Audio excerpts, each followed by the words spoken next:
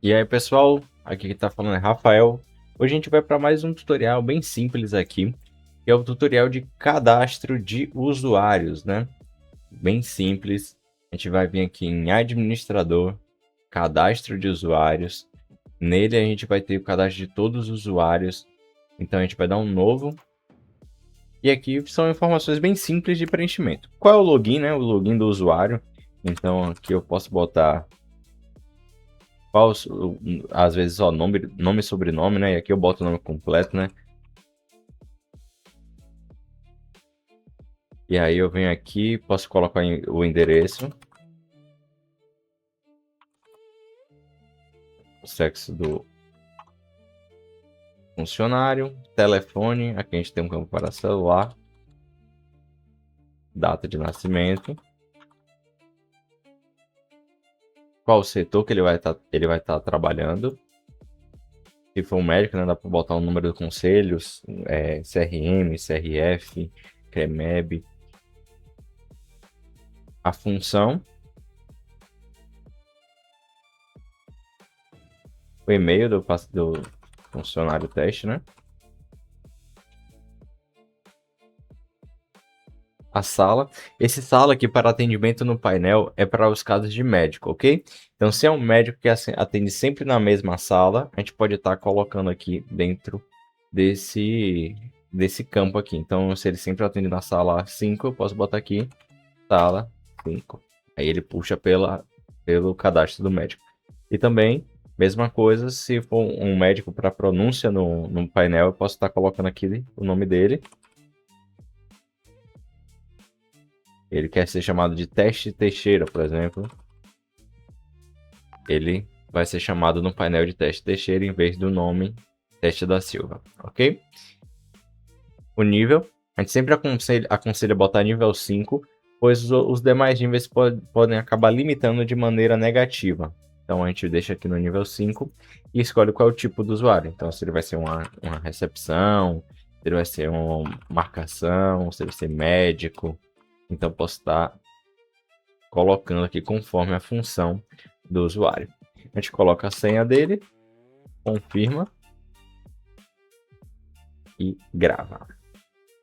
A primeira gravação é para gravar essas alterações. Ele vai dar um alerta, né, para preencher o campo de restrições. A segunda é para criptografar a senha do usuário. Então, se você clicar sim, ele precisa que essas duas senhas sejam compatíveis. Então, como eu criei agora, eu sempre vou falar que quero criptografar, ok? Então, se futuramente eu preciso mudar aqui, por exemplo, ele não vai ser mais da administração, vai ser da análise de lâminas. E eu precisar fazer essa alteração e gravar, ele vai pedir para eu confirmar, eu vou falar que sim. E se eu não tiver agora com a senha aqui igual, né, a confirmação de senha, e ele pedir para eu confirmar para estar alterando a senha, criptografando novamente, se ele ficar vazio, ele acaba criptografando vazio. Então o usuário perde o acesso ao sistema. Então a gente vai, nesse caso aqui, colocar que não. E aí eu faço a alteração do setor ou de qualquer outra informação sem precisar estar alterando. Outras informações é os módulos liberados, né? A gente pode estar liberando alguns módulos específicos para o funcionário. Então aqui eu tenho alguns módulos. Então se eu falar aqui que ele vai enxergar apenas o módulo de enfermagem, eu clico duas vezes e ele vai trazer aqui enfermagem. Quando eu abrir o usuário teste, né? Ele só vai vir aqui com o botãozinho de enfermagem, ok?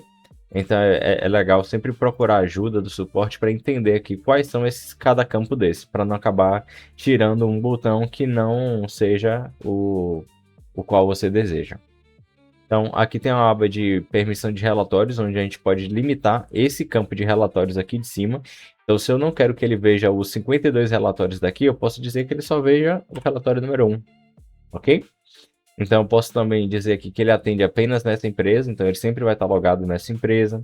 Eu posso colocar outros como ocultar valores de relatório, para o funcionário não está sabendo de valores, né?